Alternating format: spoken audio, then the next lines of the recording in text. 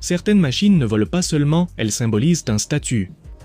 Et dans ce monde extrêmement compétitif, où le confort se combine à l'ingénierie, il y a un nom qui a commencé à changer les règles du jeu. L'Airbus ACH 160, un hélicoptère qui n'est pas un luxe adapté, mais un luxe conçu dès le départ. Mais qu'est-ce qui le rend différent, et contre qui rivalise-t-il vraiment dans ce segment exclusif d'hélicoptères VIP ? Je vais vous montrer des détails très intéressants de cet hélicoptère, comme cet empennage double et le fenestron. Un design qu'Airbus utilise assez souvent. Aujourd'hui, nous explorons les hélicoptères de luxe, comparons leurs modèles et retraçons leur histoire dans cette vidéo de l'Aéropédia de Mundo de Aviation.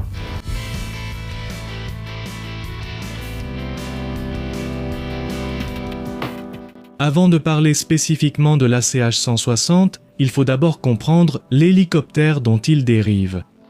Il y avait un projet très ambitieux chez Airbus qui consistait à créer une nouvelle génération d'hélicoptères moyens pour remplacer des concepts d'hélicoptères jugés vieillissants.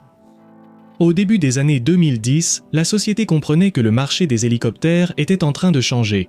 Les opérateurs ne recherchaient plus seulement la puissance ou la capacité de charge, ils voulaient des appareils plus silencieux, plus efficaces, plus confortables et avec des coûts d'exploitation réduits. Surtout dans des secteurs comme le transport offshore, le sauvetage et les opérations de transport d'affaires. Le problème était que de nombreux modèles existants provenaient de concepts développés des décennies auparavant. Il pouvait s'agir d'hélicoptères modernisés, mais ils continuaient à avoir des limitations structurelles et une aérodynamique propre à une autre époque. Airbus a donc choisi de créer une toute nouvelle plateforme, initialement nommée X4, puis renommée H-Cent 60X Connect. Y más adelante pasaría a llamarse H-160. La idée était de créer un hélicoptère moyen bimoteur capable d'intégrer des technologies qui, jusqu'à présent, étaient peu courantes dans sa catégorie. Ils ont aussi utilisé la technologie du X3 déjà présentée il y a quelques années dans Aéropédia de Mundo de Aviation. Je vous laisse la vidéo à la fin pour la regarder ensuite.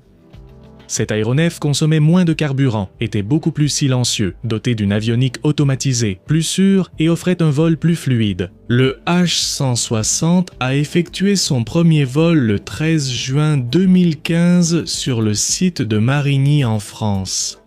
Son design intégrait des solutions entièrement nouvelles dans l'industrie. Par exemple, les célèbres pales Blue Age du rotor principal qui réduisaient considérablement le bruit.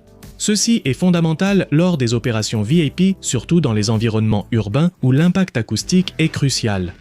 À l'arrière, on retrouve le caractéristique fenestron, le rotor caréné utilisé dans les conceptions d'Airbus.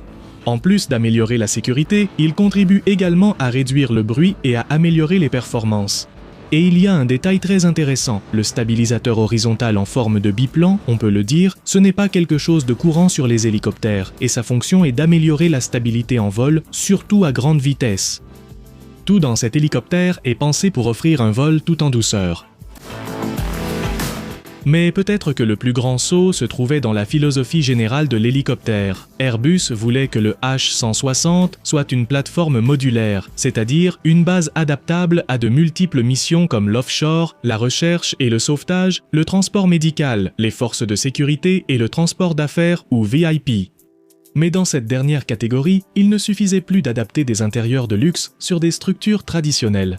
Les clients haut de gamme voulaient quelque chose de plus. Efficacité, faible niveau de bruit, technologie moderne, design et expérience. Et c'est là qu'entre en jeu l'ACH 160.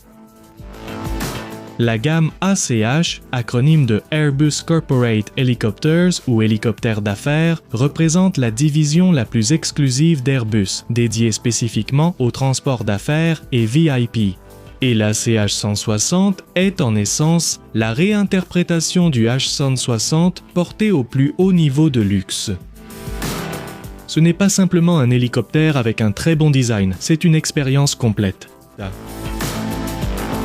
L'une des premières choses qui attire l'attention sur l'ACH 160, c'est son design. Il ne ressemble pas à un hélicoptère traditionnel. Il a des lignes douces, stylisées et presque futuristes.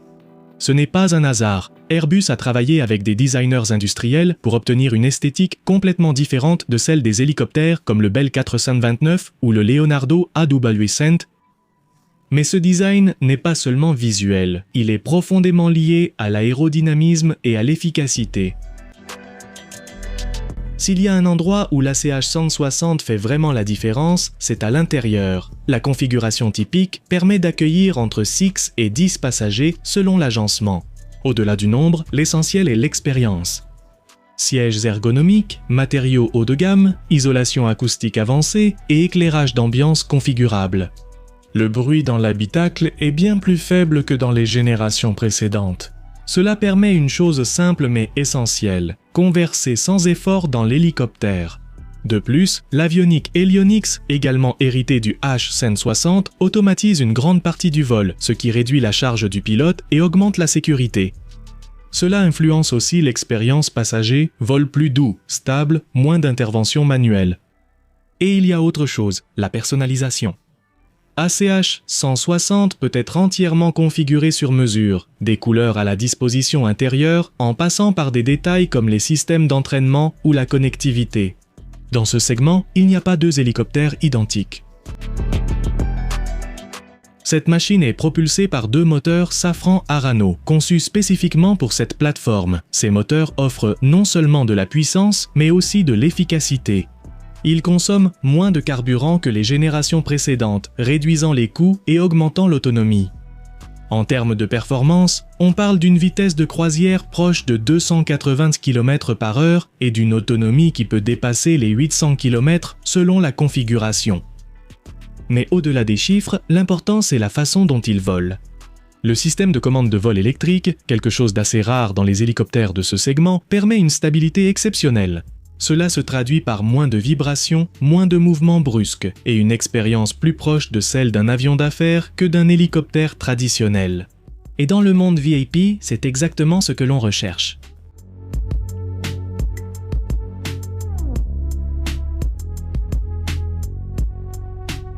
L'ACH 160 n'est pas seul. Il évolue dans un segment extrêmement exigeant où chaque détail compte et ses rivaux ne sont pas des moindres. Il existe des hélicoptères VIP comme le Leonardo AW169 qui est l'un des concurrents les plus directs. Celui-ci offre une combinaison intéressante de taille, de performance et de polyvalence. Dans sa version VIP, il propose des intérieurs de haute qualité et une bonne capacité de personnalisation. Cependant, il s'agit d'un design plus conventionnel et, en termes de réduction du bruit et de douceur de vol, l'ACH 160 a généralement l'avantage. Un autre hélicoptère concurrent est le Bell 525, qui joue dans une catégorie légèrement supérieure, car il est plus grand, plus lourd et avec une plus grande capacité.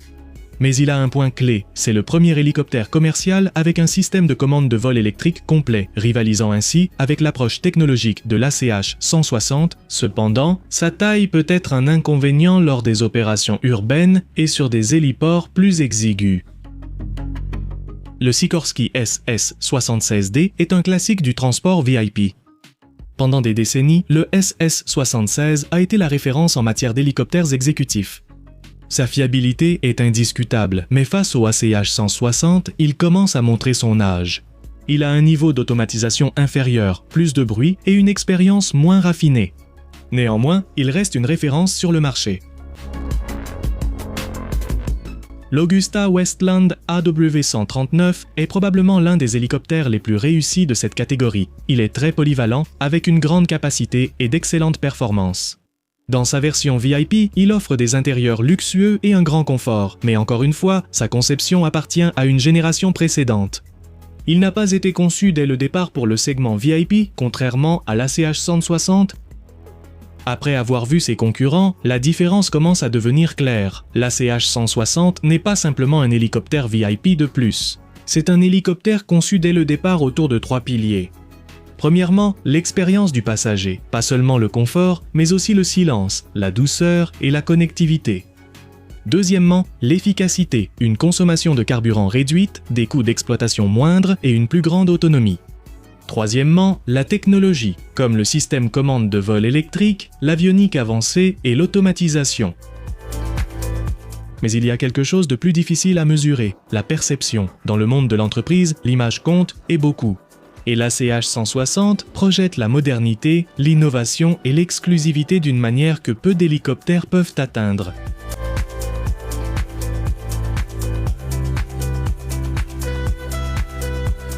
Cet hélicoptère représente une tendance plus large. Le marché VIP ne se contente plus seulement du luxe. Il exige désormais efficacité, durabilité, faible impact acoustique et la technologie la plus avancée. Dans les prochaines années, il est probable que nous voyions l'intégration de systèmes hybrides, des améliorations en autonomie et encore plus d'automatisation.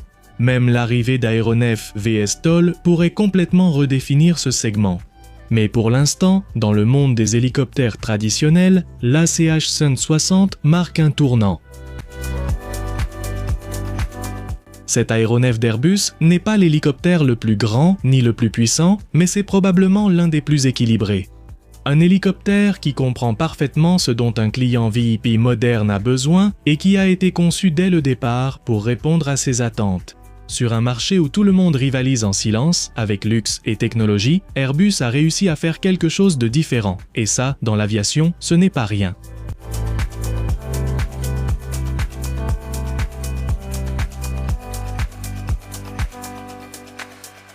J'espère que cela vous a plu. À une prochaine édition de l'Aéropédia de Mundo de Aviation,